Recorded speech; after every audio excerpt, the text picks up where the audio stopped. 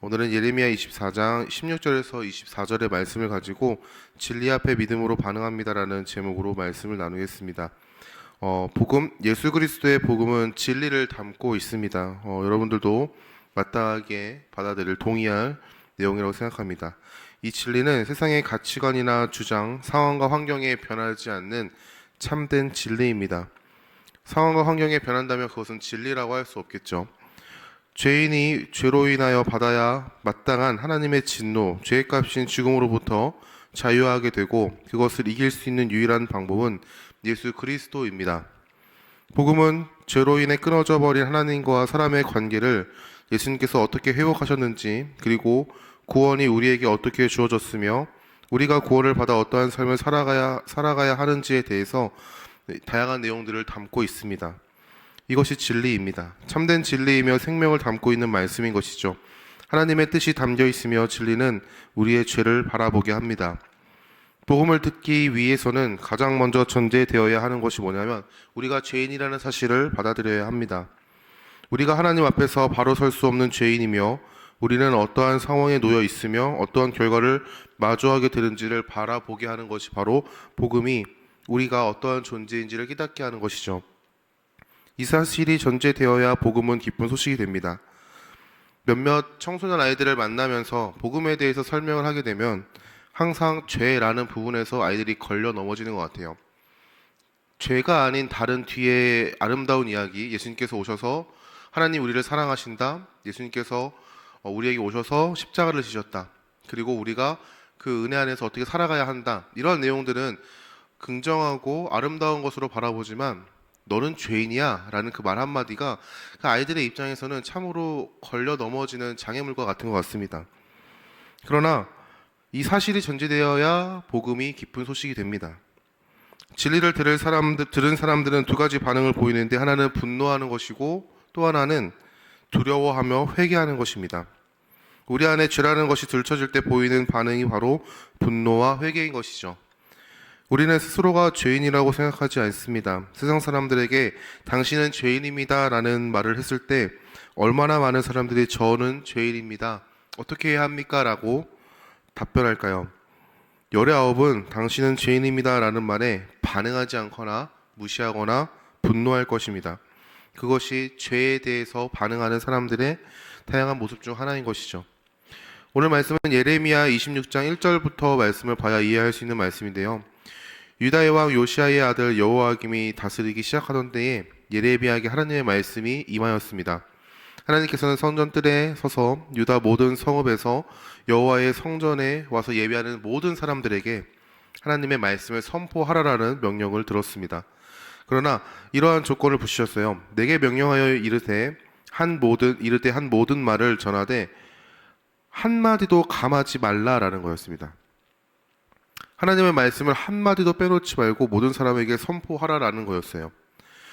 좋은 말, 긍정적인 말, 칭찬의 말이라면은 한마디도 빼지 않고 이야기하겠지만 사람들에게 부정적인 말을 하고 정죄와 저주의 말이라면 과연 그 사람들이 기뻐할까라는 물음표를 가지고 두려워했을 수도 있습니다.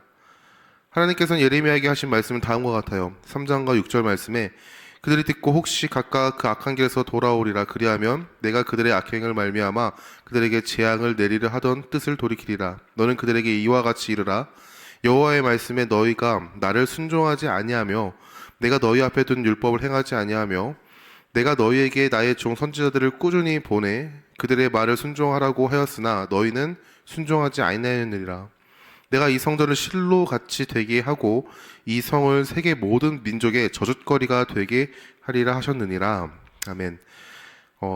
너희들이 하나님의 말씀에 순종하지 않고 너희가 나를 무시하고 살아가는 그 모습, 그것 가운데 내가 심판할 거다. 그러나 너희가 만약 돌이킨다면은, 너희가 회개하고 돌이킨다면 너희를 다시 한번 품겠다라는 말씀이셨습니다.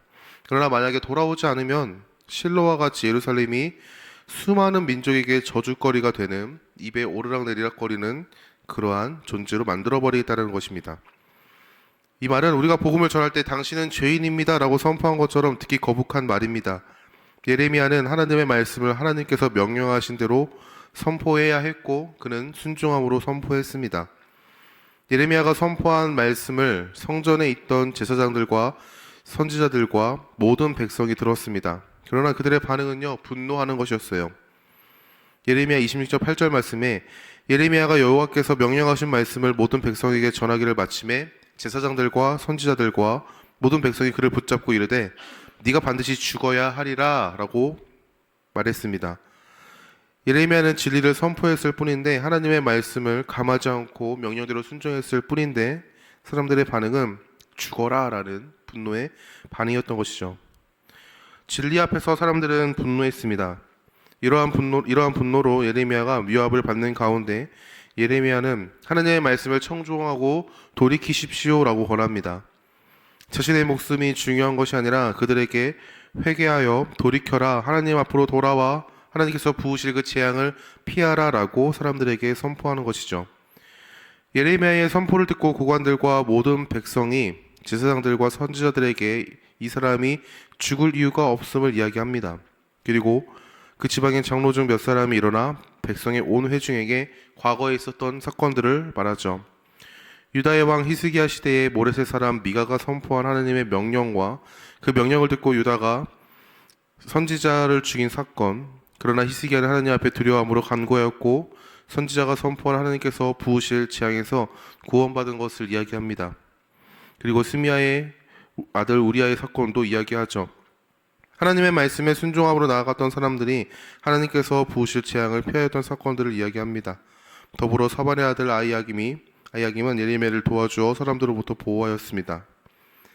진리 앞에서 두려워하였던 사람들은 예레미야가 선포한 하나님의 진노, 재앙 앞에서 분노하지 아니하고 그것을 청종하였고 하나님의 말씀을 선포하는 예레미야를 보호하였습니다. 진리 앞에서 자신이 무엇을 행해야 하는지를 간구하며 회개하는 사람들의 모습이었던 것이죠. 진리를 들은 사람들은 분노하지만 반대로 구원을 찾기도 합니다. 회개하는 것이죠. 예레미야 말 하나님의 말씀을 들은 사람들이 회개하였습니다. 진리는 우리의 죄성을 바라보게 합니다. 나라는 존재 안에 깊숙이 자리 잡은 죄를 바라보게 하고 그 죄로 인한 하나님의 진노를 바라보게 하는 것이죠. 이것이 진리를 통해 허락하시는 하나님의 은혜인 줄 믿습니다. 복음서의 많은 말씀 가운데 예수님께서 진리를 선포하셨을 때 두려워함을 가지고 회개했던 사람들이 있는가 하면 예수님을 죽이려 했던 사람들의 모습도 보게 됩니다. 이뿐 아니라 복음을 전하는 사람들을 향한 사람들의 반응도 다양하다는 것을 알 수 있죠. 사도행전 2장에 베드로가 예수님의 복음을 전하였습니다. 십자가에 못 박아 죽인 예수가 하나님께서 구약의 말씀 가운데 우리에게 허락하신 메시아다라는 것을 선포했을 때 사람들은 다음과 같이 반응했습니다. 2장 37절 말씀에 그들이 이 말씀을 듣고 마음에 찔려 베드로와 모든 사도들에게 물어 이르되 형제들아 우리가 어찌할꼬 하거늘이라고 기록되어 있습니다. 하나님의 진노 앞에서 두려워 회개하며 구원을 간구한 것이죠. 그러나 같은 복음을 들었지만 분노하고 그 분노에 휩싸여 사람을 죽인 사건도 사도행전에 기록되어 있습니다. 스데반 집사의 순교 사건인데 6장 8절부터 스데반 집사는 사람들에게 복음을 전하고 그들에게 회개를 촉구하였죠. 하지만 이 말씀을 듣고 사람들의 반응은 다음과 같습니다. 사도행전 7장 54절 말씀에 그들이 이 말을 듣고 마음에 찔려 스데반을 향하여 이를 갈거늘이라고 얘기합니다. 57절 말씀에는 그들이 큰 소리를 지르며 귀를 막고 일제히 그에게 달려들어라고 기록되어 있죠. 진리 앞에서 죄인임을 마주했을 때 사람들의 반응은 분노였고 그 분노에 휩싸여 스데반 집사를 죽이는 잘못을 범하였습니다. 저는 복음을 들었을 때 하나님을 바라보게 되는 것, 자신의 죄를 바라보고 구원을 갈망하는 것은 하나님의 은혜다라고 생각합니다. 누가 자신의 죄를 들쳤을 때 그것을 바라보며 분노하지 않고 내가 어떻게 하면 이것 가운데 구원받을 수 있을까라고 바라보게 되는 것, 이것도 하나님의 은혜라고 생각합니다. 우리의 10년 가운데 죄의 결과 진노의 심판 앞에 두려워하며 긍휼하심을 간구하는 것이 바로 하나님의 은혜인 것이죠. 그 이유는 긍휼하심을 바라본다는 것은 자신이 죄인임을 인정하는 것이기 때문입니다. 자기 안에 있는 죄를 바라보며 그것이 잘못되었고 죄사함을 받아야 함을 바라보는 것은 하나님의 은혜인 것이죠. 죄를 죄라고 인정하는 것이 바로 하나님의 은혜입니다. 그러나 수많은 사람들은 죄를 죄로 바라보지 않습니다. 그것을 자신이 감추고자 했던 수치심으로 바라보고 그것을 가리기 위해 애쓰고 그것이 들춰지면 그것을 들춘 자를 향하여 분노하는 것이 사람들의 마음인 것이죠. 마치 아담과 하와가 죄를 짓고 서로 벌거벗은 몸을 보고 부끄러워했던 것처럼, 그래서 무화과 나뭇잎을 엮어서 자신의 수치를 가린 것처럼 우리는 죄가 드러졌을 때, 내가 죄인임을 들켰을 때 가리기에 바쁩니다. 그러하기에 죄를 죄로 인정하는 것은, 그리고 그것에 대한 해결책을 간구하는 것은 하나님의 은혜인 것이죠. 진리 앞에서 죄를 죄로 마주하는 것이 은혜인 것처럼 우리가 죄를 마주했을 때 두려워하지 아니하고 하나님을 바라볼 수 있음도 바로 예수 그리스도의 은혜로 가능합니다. 예수님은 하나님의 사랑의 절정을 보이신 분이죠. 로마서 5장 8절 말씀에 우리가 아직 죄인 되었을 때 그리스도께서 우리를 위하여 죽으심으로 하나님께서 우리에 대한 자기의 사랑을 확증하셨다라고 고백합니다. 우리가 죄인인 것을 아신 하나님께서 우리에게 독생자 예수님을 보내주셨습니다. 그리고 그를 십자가에 내어주심으로 우리를 품으셨죠. 십자가에서 이루신 하나님의 사랑은 하나님께서 우리를 사랑한다라는 그 사실에 대한 확실한 증거입니다. 우리는 예수 그리스도를 힘입어 하나님 앞에 나아갑니다. 우리를 사랑하신다라는 사실을 확증하신 예수 그리스도를 의지하여 믿음으로 담대히 하나님 앞에 나아가는 것이죠. 그렇기 때문에 십자가의 사랑은 단순한 사건을 넘어 우리가 의지해야 하는 표징이 되며 하나님의 사랑의 절정이 됩니다. 우리는 세상을 살아가면서 죄를 짓고 살아갑니다. 구원받은 성도라고 할지라도 죄 가운데서 자유하지 못한 것이 사실이죠. 지난주 주일에 우리 청소년부 친구의 친구를 만나는 일이 있었습니다. 그 친구는 종교를 믿지 않아요. 그러면서 저에게 이런 질문을 하더군요. 구원받은 사람은 죄를 짓지 않고 살아갑니까? 라는, 때 어찌 보면은 단순하고 어찌 보면은 좀 깊게 생각해 볼 만한 질문을 해줬는데요. 친구에게 이런 말을 했던 것 같습니다. 죄 짓는다. 끊임없이 미워하고 시기하고 질투하고 때로는 분노하고 때로는 어떤 사람이 너무나도 싫어서 입술에 담지 못할 저주를 가질 때도 있다. 근데 그 친구가 물어보더라고요. 그러면은 예수님 믿는 거 아닌 거 아니에요? 그렇게 살아가면은 잘못된 믿음을 가진 거 아닙니까?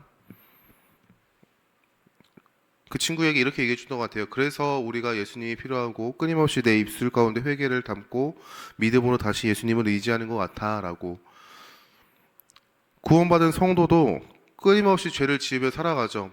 어떠한 사람도 내가 죄 가운데서 자유합니다, 내 삶 자체가 죄가 없는 삶을 살아갑니다 라고 이야기할 수는 없습니다. 우리가 죄에서 자유하지만 내 삶의 모습은 끊임없이 죄를 짓고 살아가는 모습이죠.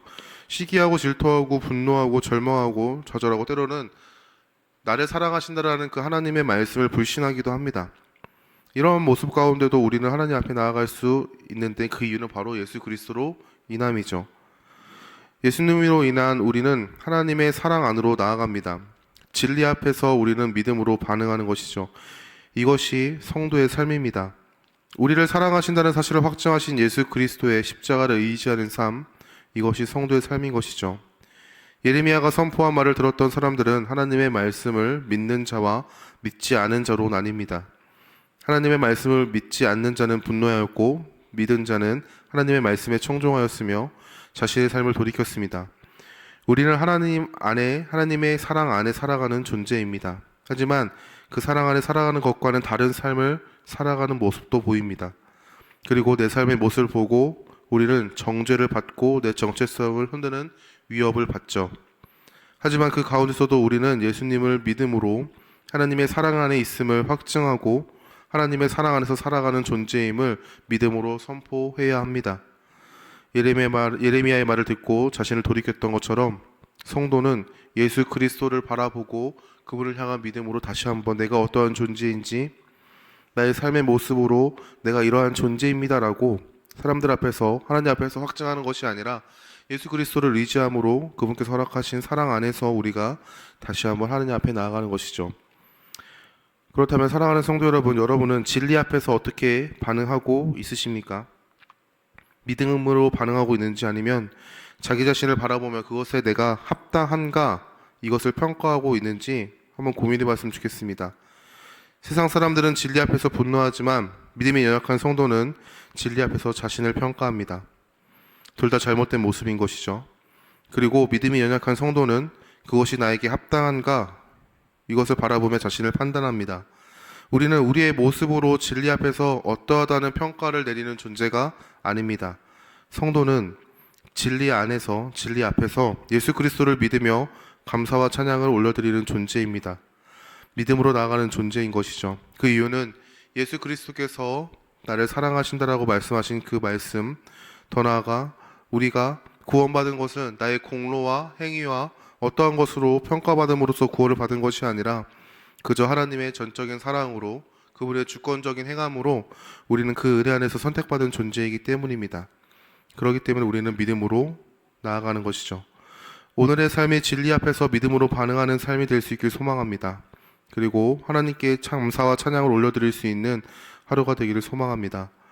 부족함이 많을 수 있습니다. 수많은 부족함 가운데, 수많은 나의 연약함 가운데 내가 이렇게 살아가는 것이 맞는가? 라는 물음표들을 던질 수가 있어요. 하지만 부족함을 바라보지 않으시고 믿는 자에게 은혜를 허락하시는 하나님을 바라볼 수 있길 소망합니다.